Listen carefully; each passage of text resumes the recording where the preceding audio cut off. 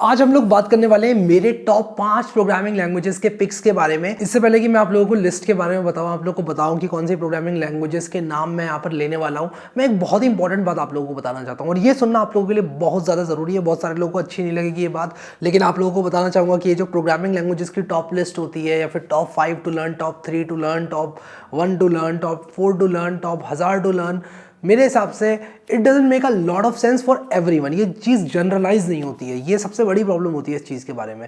अब अगर मैं आप लोगों को यहाँ पर 5 लैंग्वेजेस का नाम बता दूंगा तो उसका क्या मतलब है? क्या उसका मतलब ये है कि 5 लैंग्वेजेस में से अगर आपकी लैंग्वेज जो आप सीख रहे हैं वो नहीं है तो आपकी जो लाइफ है वो पूरी वेस्ट हो चुकी है और आपका कोडिंग करियर बर्बाद है? नहीं, एब्सोल्युटली नॉट। ये सिचुएशन टू सिचुएशन डिपेंड करता है। अगर आप लोग कहीं जॉब करते हैं जहाँ पर C++ यूज हो रही है और किसी ने अगर 5 प्रोग्रामिंग लैंग्वेज की लिस्ट में C++ का नाम नहीं भी लिया है तो आप लोग को उससे प्रॉब्लम नहीं होनी चाहिए, क्योंकि आपकी सिचुएशन के हिसाब से C++ बेहतर है। हो सकता है आपकी सिचुएशन के हिसाब से गोलैंग बेटर हो। अगर मैं गोलैंग का नाम नहीं लूं, जो कि मैं नहीं लेने वाला हूं, तो इसका मतलब ये नहीं कि गोलैंग बेकार है।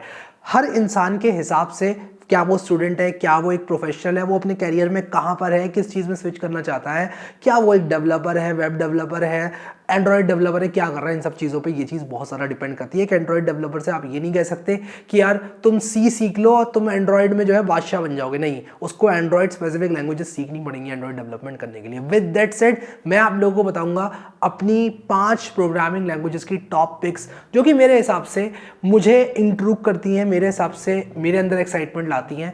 और ये लिस्ट में से अगर आपकी लैंग्वेज नहीं है तो इसका मतलब ये नहीं है कि आपकी लैंग्वेज बेकार है। विद दैट सेड, मैं अपने रीजंस दूंगा आप लोगों को कि क्यों मैं इंक्लूड कर रहा हूँ इन लैंग्वेजेस को मेरे टॉप पिक्स फॉर 2022 में। So let's get started. बिना टाइम को वेस्ट करते हुए, मेरी पहली लैंग्वेज है जावास्क्रिप्ट और उसका रीज़न ये है कि जावास्क्रिप्ट जिस हिसाब से इवॉल्व कर रही है विद टाइम, मेरे हिसाब से दैट्स माइंड ब्लोइंग। जिस हिसाब से अच्छे अच्छे फ्रेमवर्क्स आ रहे हैं, रिएक्ट आया, एंगुलर आया, फिर रिएक्ट को इम्प्रूव कर दिया गया नेक्स्ट जेएस के अंदर, नक्स्ट जेएस जैसे फ्रेमवर्क्स आए और बहुत सारी चीज़ें आ रही हैं जावास्क्रिप्ट के अंदर। जैसे कि हम बात करें अगर हेडलेस सीएमएस की या कंटेंट मैनेजर्स की, तो हेडलेस सीएमएस के अंदर स्ट्रैपी जैसे अच्छे अच्छे सीएमएस आ रहे हैं, जो कि पहले थे, ऐसा नहीं है ये पहले एग्जिस्ट नहीं करते थे, ये बहुत पहले से एग्जिस्ट कर रहे हैं, लेकिन अभी लाइमलाइट में आए हैं, अभी इनको लोगों ने स्टार्ट करना शुरू किया है। और स्ट्रैपी का जब से V4 आया है, आई एम सुपर इम्प्रेस्ड यार। मैं तो इसको इस्तेमाल करने वाला हूँ अपनी प्रोडक्शन एप्लीकेशंस में। फिर सैनिटी आयो जैसे अच्छे अच्छे कंटेंट मैनेजर्स, और उसके बाद नोड.js और एक्सप्रेस। कौन नहीं इस्तेमाल करता है यार आज की तारीख में नोड.js और एक्सप्रेस को।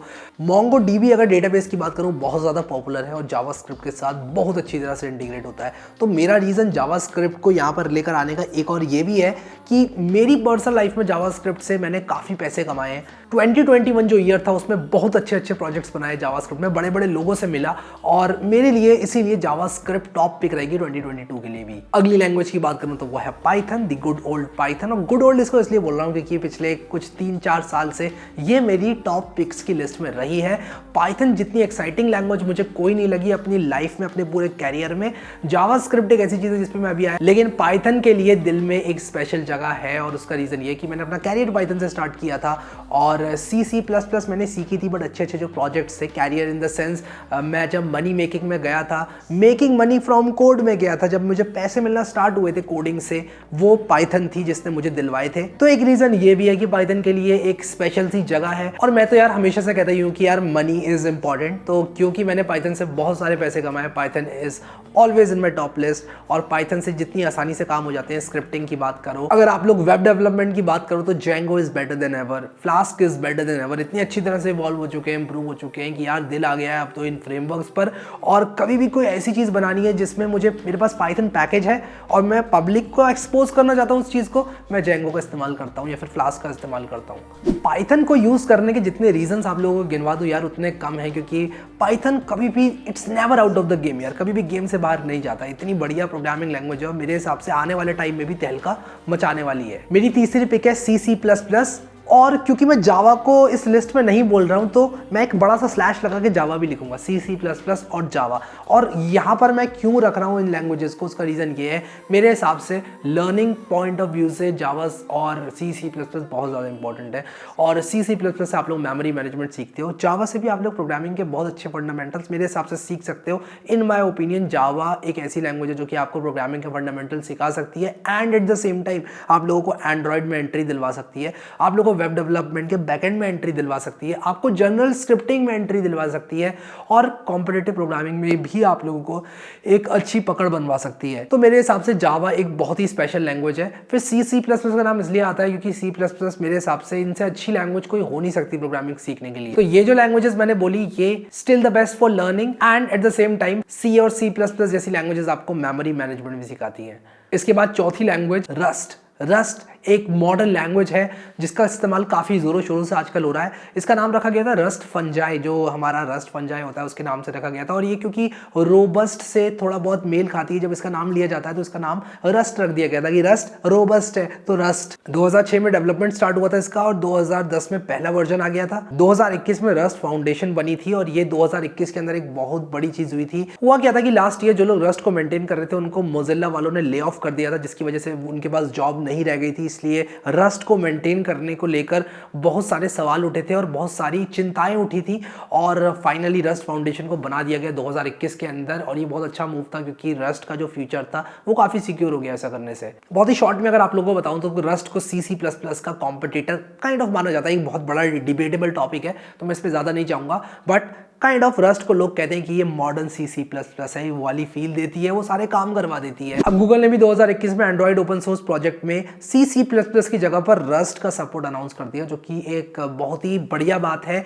रस्ट को अब आप सीखकर एंड्रॉइड डेवलपमेंट में लगा सकते हैं, जो कि मेरे हिसाब से एक बहुत ही एक्साइटिंग चीज़ है और I am still looking forward to Rust. और कहाँ पर जाती है, मेरे हिसाब से इसका बहुत अच्छा फ्यूचर है। इसके बाद last but not the least इसलिए बोल रहा हूँ क्योंकि अगर इन लैंग्वेजेस में आपकी लैंग्वेज का नाम नहीं है तो मेरे हिसाब से ऐसा नहीं है कि आप जो लैंग्वेज सीख रहे हैं वो बेकार है या फिर आपकी मेहनत वेस्ट जाने वाली है, ऐसा बिल्कुल भी नहीं है। मैं नाम लेना चाहूँगा स्विफ्ट का, और उसका रीज़न ये है कि ये एप्पल के इकोसिस्टम के अंदर अगर आप लोग ऐप्स बनाना चाहते हैं तो उसमें यूज़ होती है और एप्पल के प्रोडक्ट्स बहुत सारे लोग इस्तेमाल करते हैं। अगर आप लोग अच्छी ऐप्स बनाना सीख गए iOS के लिए तो मेरे हिसाब से that is going to be a huge win for you, क्योंकि iOS की ऐप्स रिलेटिवली काफ़ी महंगी बिकती हैं और उसकी काफ़ी अच्छी प्रीमियम इमेज बनी हुई है जिसकी वजह से आपको काफ़ी अच्छे पैसे कमाने को मिल सकते हैं। फिर ये काफ़ी इंट्यूटिव भी है, फास्ट भी है। और एप्पल तो ये क्लेम करता है कि यार हमारी ये जो स्विफ्ट लैंग्वेज है इसको आप as a first programming language सीख लो और बिगिनर फ्रेंडली है।